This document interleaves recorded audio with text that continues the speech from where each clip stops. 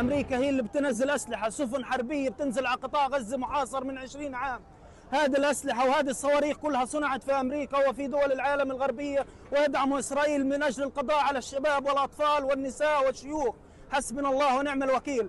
أمريكا لما اتخذت عدم وقف إطلاق النار في الأمم المتحدة وفي كل مكان يدعو لوقف إطلاق النار، أمريكا هي التي توقف هذا، تحط حق الفيتو ضد هذا الشعب الذي يموت 24 ساعة قصف ليل ونهار لا يتوقف بالأسلحة الأمريكية.